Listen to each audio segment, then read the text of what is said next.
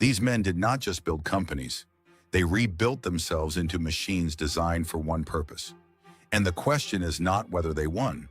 The question is, what did they have to destroy to win? In this video, we are not just looking at wealth. We are dissecting the doctrine of profit. We will examine the hidden trade-offs behind extreme achievement and uncover why the people at the top often operate by a different set of rules. This is not a story about becoming rich. This is a story about what you must give up when you decide to become unstoppable. Let's kill the fairy tale first. You have been told that the path to greatness looks like this.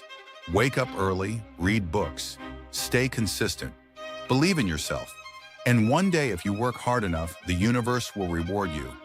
That is a children's story dressed in adult clothing.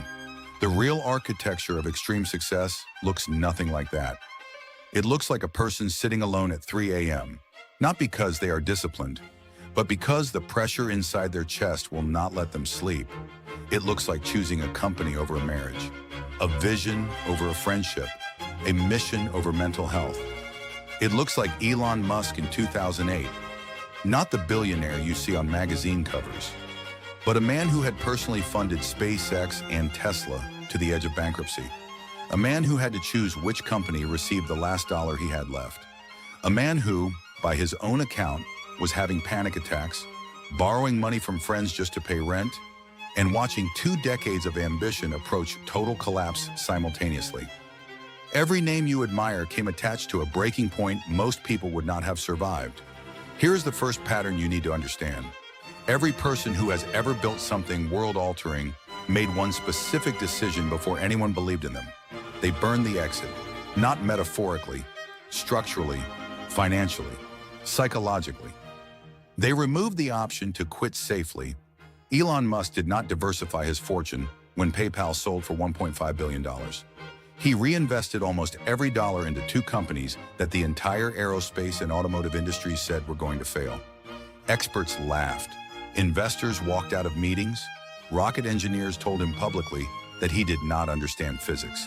He invested anyway, not because he was reckless, because he understood something most people never grasp. When you have a way out, your brain will always find a reason to take it. Remove the way out, and your brain has no choice but to solve the problem in front of it. This is not motivation. This is neuroscience. When the human brain perceives no escape, it activates cognitive resources it keeps dormant under comfortable conditions. Focus sharpens, creativity spikes. Tolerance for pain increases. The psychological term is stress inoculation. The street-level term is, you figure it out because you have to. Larry Page and Sergey Brin understood this before they had a single dollar of funding. In 1996, 2 PhD students at Stanford were running a search engine project called Backrub, which would eventually become Google. They were so consumed by the idea that they almost dropped out of their doctoral programs. They wrote a paper explaining that advertising-based search engines were fundamentally corrupt because they created conflicts of interest between relevance and revenue. Then they built an advertising-based search engine, not because they were hypocrites, because they understood that conviction without execution is just ideology, and that to change the world, you first have to survive in it. They burned the comfort of academia. They burned the safety of a predictable career. They chased something impossible and refused to hedge. That is the second rule of the high-stakes doctrine. Hedging your bets is the most expensive mistake a builder can make, because the moment you protect yourself from total loss, you also protect yourself from total commitment. And total commitment is the only thing that produces total results. Now let's go somewhere most success content refuses to go. The actual practices. The obsessive, borderline disturbing, mind-bending routines that the world's greatest builders operated under to achieve what they achieved. Because what you are about to hear is not inspirational, it is clinical. Elon Musk, at the height of simultaneously running Tesla and SpaceX, scheduled his day in 5-minute blocks, not hour blocks, not 30-minute meetings, 5-minute increments. He worked a reported 80 to 120 hours per week, not as a flex, but as a survival strategy for companies burning through cash faster than they could raise it. He has openly stated that he missed his children growing up, that he was not present for birthdays, that relationships fractured under the weight of what he was building, he chose the mission anyway. Kobe Bryant, not a billionaire, but one of the most studied examples of extreme performance, reportedly trained at 4 a.m. daily for over a decade. Not occasionally, every day.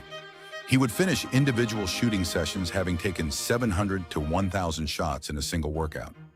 His trainers have spoken publicly about arriving at practice before sunrise and finding him already drenched in sweat, having been there for 2 hours before anyone else showed up. His marriage ended.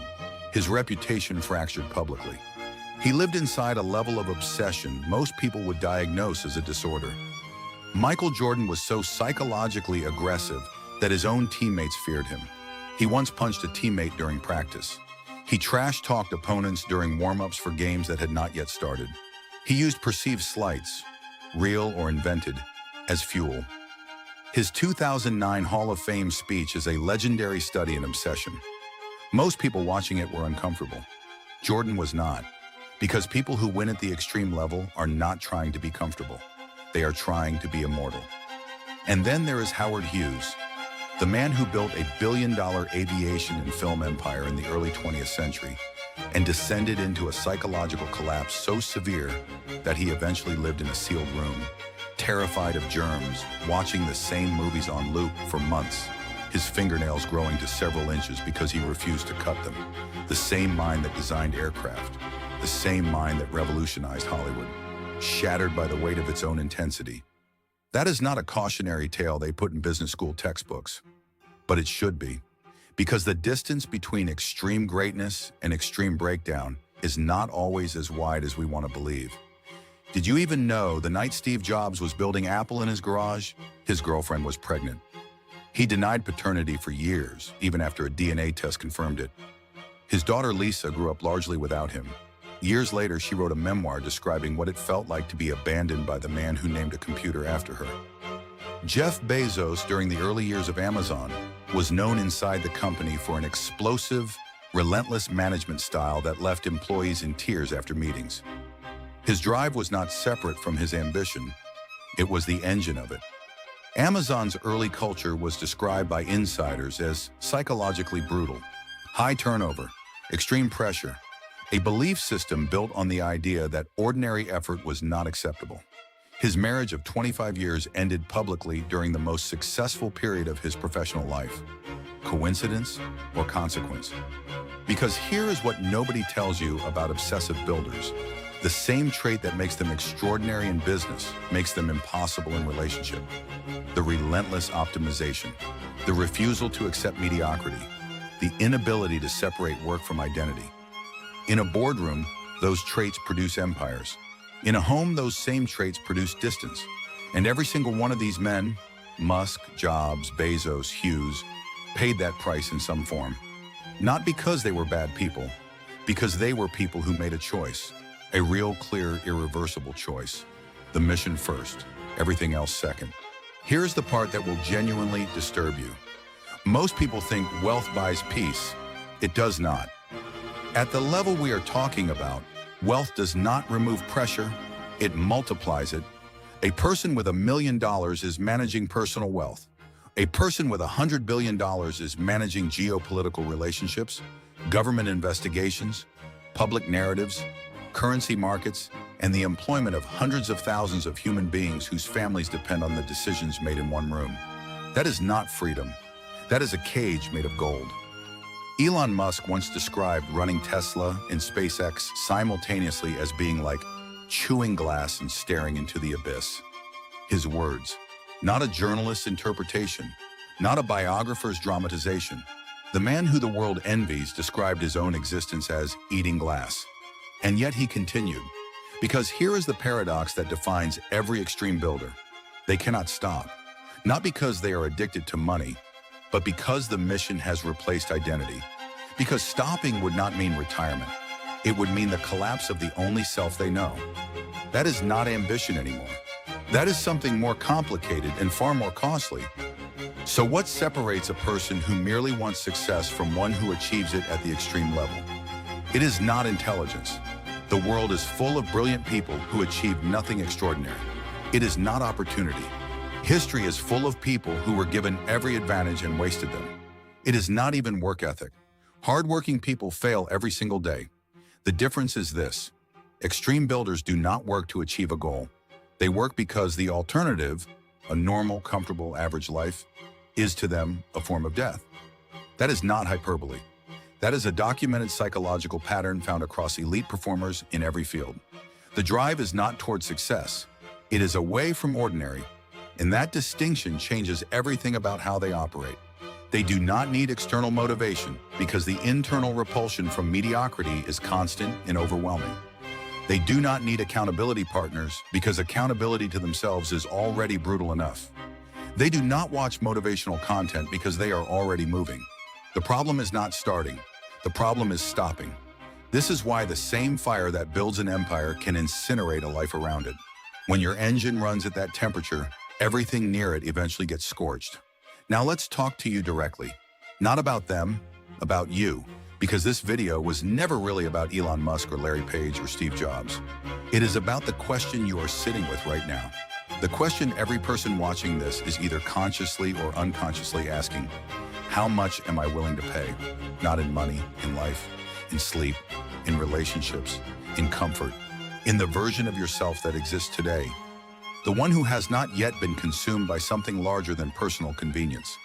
Because the uncomfortable answer this video has been building toward is this: there is no such thing as a great life built without great sacrifice. None. Not one example in recorded human history. Every empire, business, artistic, athletic, intellectual, was constructed on top of something the builder gave up, gave away, or destroyed in themselves to make room for what they were becoming. The question is not whether you will pay a price. You will. The only choice is whether you pay it towards something that matters. Most people pay the price of regret, the slow, quiet, soul-draining cost of a life lived below potential, of ideas left undeveloped, of ambition quietly suffocated by comfort. That price is also enormous. It just arrives late, and without the compensation of impact. So let this be the moment you get clear. Not inspired, clear. Because inspiration fades by tomorrow, but clarity, real, honest, brutally accurate clarity about what you want and what you are prepared to do to get it, that is the only currency that actually purchases a life worth building. The world does not remember the people who played it safe. It remembers the ones who walked straight into the fire and chose to stay. If this hit differently, if something in this video rearranged the way you see success, sacrifice, and what it actually costs to win at the highest level, then you are exactly who Doctrine of Profit was built for. This channel exists for one reason: to go where comfortable content refuses to go. To study the real architecture of extreme success. The decisions, the obsessions, the sacrifices, the psychological warfare that the world's greatest builders waged against their own limitations. Not motivation, not noise, doctrine. Subscribe to Doctrine of Profit right now. Hit the notification bell so you never miss an upload, and drop one word in the comments below: price. If you understood what this video was really saying, you already know why.